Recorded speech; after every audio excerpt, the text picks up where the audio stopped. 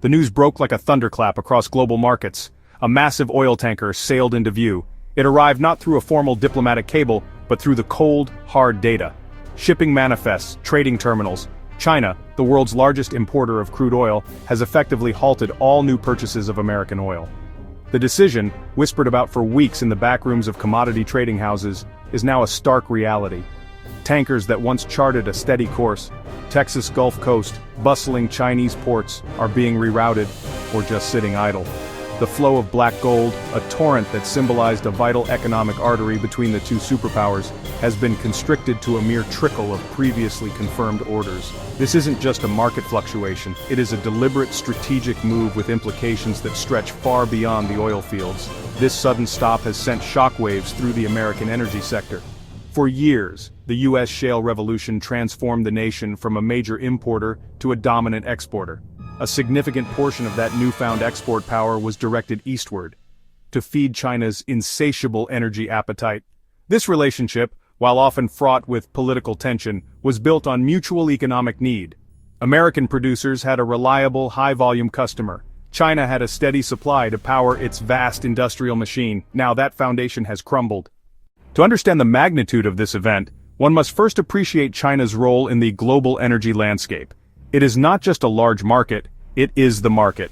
For the better part of 2 decades, China's rapid economic growth has made it the single largest driver of global oil demand. The country now imports more crude oil than any other nation on Earth, accounting for a colossal share of the world's daily consumption. This immense appetite gives Beijing unparalleled leverage. When China decides to buy, oil prices rise.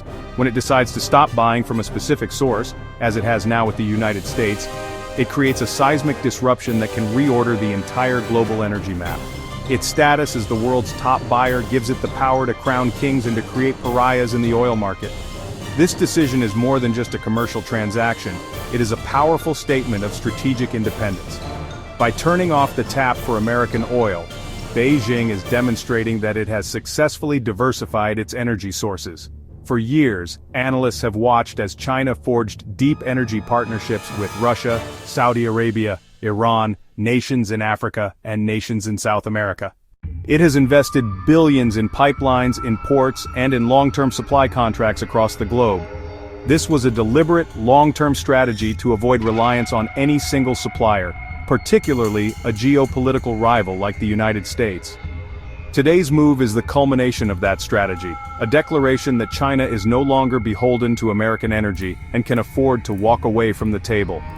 The news of China's oil embargo hit the American political landscape like a lightning bolt, and no one reacted with more characteristic fury than former President Donald Trump. Within minutes, his Truth Social account lit up in all caps. "China stabs us in the back. They are laughing at us. Biden is weak and lets them get away with murder. When I was president, they respected us. They would have never dared to do this. This is a complete and total disaster for our great energy workers in Texas and all over the country. Sad." The post was classic Trump. A blend of grievance nationalism, direct attack on his successor. At an impromptu press conference outside Mar-a-Lago, he spoke directly to cameras, voice ringing with anger. "I told you this would happen. We had the greatest economy in the history of the world. We were energy independent, a net exporter of oil. Now look, the Biden administration has destroyed it all.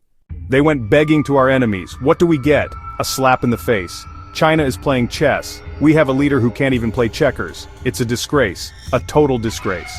He framed the issue as a failure of leadership. Allies in conservative media amplified the message. The line was uniform and relentless. A weak administration squandered America First strength. Social media flooded with memes. Trump with oil executives, Biden at climate summits. Trump used the crisis to reinforce his brand as the only leader strong enough to protect American jobs. He promised a deal in 1 hour if he were in office. The claim was vague, but it resonated powerfully with his base. His reaction turned an international economic crisis into a domestic political firestorm. He shaped public interpretation, blaming opponents immediately and forcefully. The debate shifted from nuanced policy to strength versus weakness, respect versus disrespect. That polarization makes unified national response nearly impossible. The crisis becomes another weapon in his campaign, a potent example to argue for his return to power. The immediate and most painful impact of China's decision is being felt across the American heartland and the sprawling U.S. energy industry. For shale producers in the Permian Basin of Texas and New Mexico, China was not just another customer. It was the primary destination for their rapid export growth. With their largest buyer gone overnight, a massive supply glut is forming. This surplus oil has nowhere to go, forcing producers to consider shutting down drilling rigs and capping wells. The financial consequences are dire. Stock prices for major U.S. oil companies have tumbled, and smaller, more leveraged shale firms face bankruptcy. This isn't just a balance sheet problem. It translates to job losses for drillers, engineers, truck drivers, and countless others in communities built around the energy economy. For those not steeped in the world of commodities, the global oil market can seem bewildering. At its core, however, it operates on the simple principle of supply and demand. Think of it like a giant global bathtub. The supply is the amount of oil being pumped out of the ground each day by producing countries like the United States, Saudi Arabia, and Russia. This is the water flowing into the tub. The demand is the amount of oil being consumed by countries to power their cars, factories, and homes, with China being the biggest consumer. This is the water draining out. The price of oil is determined by the water level in the tub. When supply and demand are balanced, the price is stable. When there's too much supply, the tap is on too high or too little demand, the tub overflows and prices fall. What makes this simple concept so complex are the countless factors that can turn the taps on or off. A new technological breakthrough, like the shale fracking that unlocked massive reserves in the United States, can suddenly crank up the supply tap. On the other hand, a war in the Middle East or a hurricane in the Gulf of Mexico can disrupt production, turning the tap down. On the demand side, a booming global economy means more factories and more travel, causing the drain to open wider. A recession or a global pandemic, as we saw in 2020, can cause demand to plummet. China's decision to stop buying United States oil is like partially blocking the drain for one specific source, forcing that water to back up and look for another way out. Oil is also not just one uniform product. There are different types or grades of crude oil. You might hear terms like West Texas Intermediate or WTI, which is the benchmark for United States oil, and Brent crude, the international benchmark. These have different densities and sulfur contents, and they are priced differently. Refineries are often configured to process specific grades of oil, so switching suppliers isn't always a seamless process. However, the prices of these different benchmarks are all interconnected. When China, a massive buyer of all types of oil, specifically rejects the American WTI grade, it creates a surplus of that specific type. This forces United States producers to offer their WTI at a steep discount to entice buyers who might normally purchase Brent or other grades. Finally, it is crucial to understand that oil is traded on financial markets, much like stocks. Traders buy and sell futures contracts, which are agreements to purchase a certain amount of oil at a specific price on a future date. This is where speculation comes in.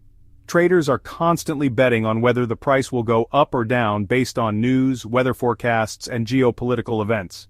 China's announcement is exactly the kind of event that causes massive volatility in these futures markets. The news creates fear and uncertainty, leading to a massive sell-off of United States oil contracts and a dramatic drop in its price long before the physical barrels of oil have even been rerouted. This dramatic move by China, weaponizing its market power to achieve a geopolitical goal, is not without precedent. It immediately brings to mind the 1973 oil crisis. During the Yom Kippur War, Arab OPEC members led by Saudi Arabia imposed an embargo on oil exports to the United States and allied nations.